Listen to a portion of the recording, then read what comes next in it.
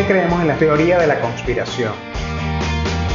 Porque es más fácil creer ciegamente en algo que no entendemos que buscar la verdad. Las teorías de la conspiración simplemente tratan de penetrar nuestros mayores temores. Cada una de estas historias lo que trata es de desenfocarnos, de sacarnos de la realidad.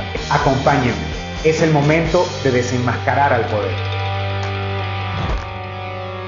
Existe una bibliografía mínima alrededor de los temas de la teoría de la conspiración. Ferrer Benimeli tiene un libro clásico que se llama El contubernio judío masónico comunista. Es una suerte de panfleto que alerta de los peligros de los judíos, de los masones y de los comunistas y los pone a todos en una suerte de línea del tiempo en donde hay una gran conspiración que atenta contra el mundo de la monarquía, contra el mundo de la cristiandad y contra el mundo de los valores occidentales. Efectivamente, cada una de estas historias tiene una suerte de soporte. Son soportes tan antiguos y son básicamente libelos montados en prejuicios.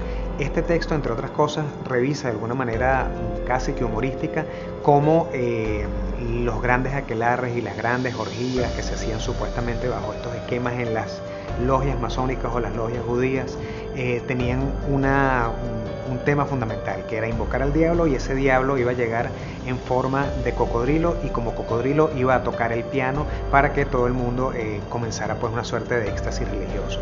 Esta idea totalmente delirante que suena a caricatura, efectivamente fue creída en muchos momentos de la historia. Estas mismas historias, estos mismos prejuicios, estas mismas calumnias van a repetirse a lo largo del mundo. Uno de los libros clave que revisa esto es Los Protocolos de los Sabios de Sion, que no es más que una traducción que hace la Okhrana, la entonces policía del zar en Rusia, de un texto que se llamaba Diálogo en el Infierno. Justamente Maurice Joly crea este texto en contra de Napoleón I, y ese texto se va a traducir y va a caer en manos de los rusos para justamente atacar a unos enemigos fundamentales que eran los judíos de entonces. Todas estas historias siempre buscan un chivo expiatorio. No necesariamente tiene que ser alguien adinerado, sino simplemente una minoría que tú consideres como de alguna manera potencialmente peligrosa para tu comunidad.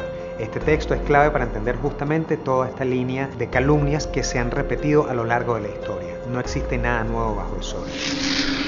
Paul Koch tiene un libro alrededor de los Illuminati. Es fundamental porque también revisa un poco, como lo haría una suerte de arqueólogo, cuáles han sido las bases para decir que Rosacruces, masones, Illuminatis, etcétera, etcétera, han tenido una conexión, y que en última instancia todos los enemigos de la humanidad se ocultan bajo una suerte de paraguas de terrible maldad. Por supuesto, pone en el mismo sitio a grandes minorías o a minorías que son fastidiosas para algunos tipos de gobiernos políticos. Incluye a los jesuitas, incluye a los masones, incluye a los protestantes, es decir, todos y cada uno de estos grupos humanos o religiosos, entre comillas, tienen un deseo profundo de obtener el poder total, y en algún momento se unen y se sientan en una suerte de la misma mesa para dominar al mundo.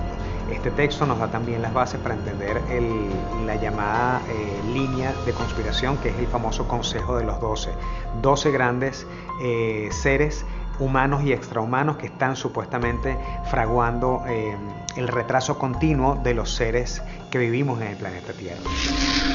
El poder en el mundo, de Joaquín Estefanía, revisa el índice Nasdaq, revisa cuál es la influencia del poder financiero y justamente este trasvase del poder político basado al oro y luego al petróleo, y luego ya lo veríamos en una clave un poco más cercana, vinculadas a las criptomonedas. Todo lo que gira en torno al poder económico tiene que ver, entre otras cosas, con la duplicación de los bienes, es decir que existe algo, pero en última instancia se está falsificando el valor de lo que tienes en la mano. El poder en el mundo, de Joaquín Estefanía, revisa justamente el tema economicista y cómo el poder político financiero puede crear grandes burbujas de desconocimiento y de distracción en el mundo real.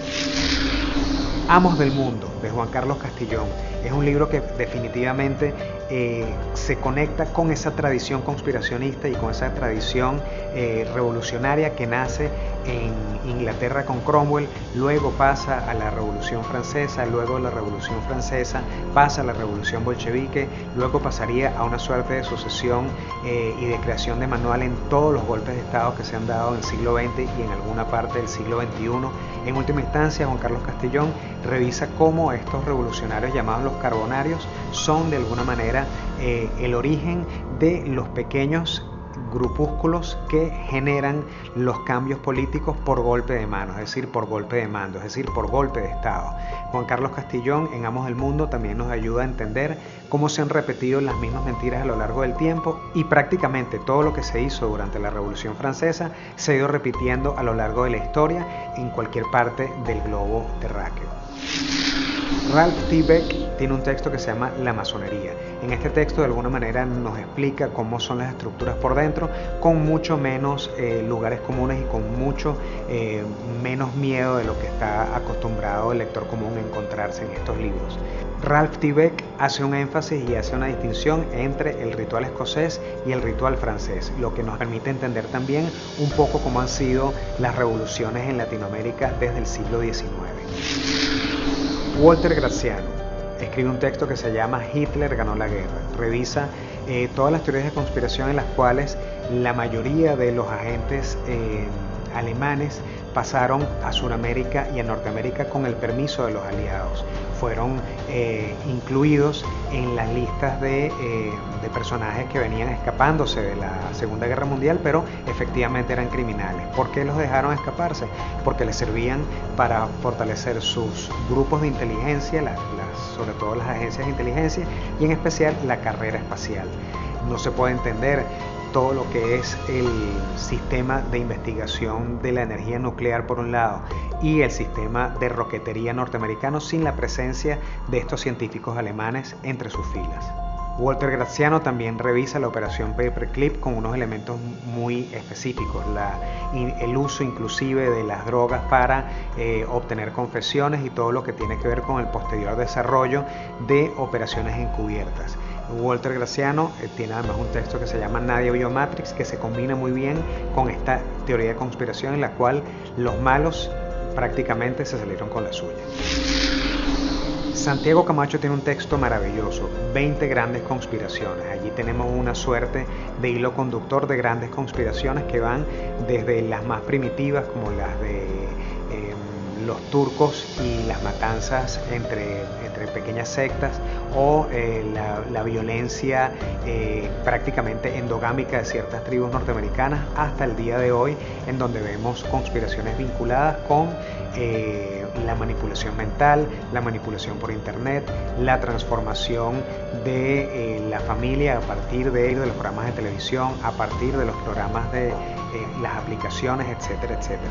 Santiago Camacho además revisa a la luz de los tiempos actuales que corren el papel de la tecnología en la manipulación mental y en la manipulación de las sociedades. Por último, El péndulo de Foucault de Umberto Eco.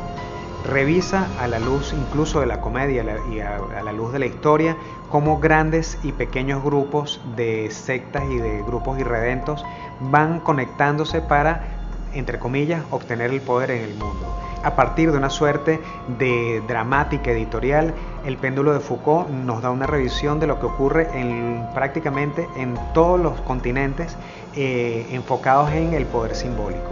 Humberto Eco revisa el poder simbólico y nos da una suerte de revisión alrededor del mundo. No se puede entender el actual auge de la literatura conspiracionista encabezada fundamentalmente por Dan Brown sin entender el texto de Humberto Eco, El péndulo de Foucault. Humor, simbolismo, alquimia, Humberto Eco conjuga estos elementos para darnos una visión súper precisa de cómo funcionan las mentes de los conspiracionistas de hoy y de siempre. Si te gustó, suscríbete y dale like. Están pasando cosas.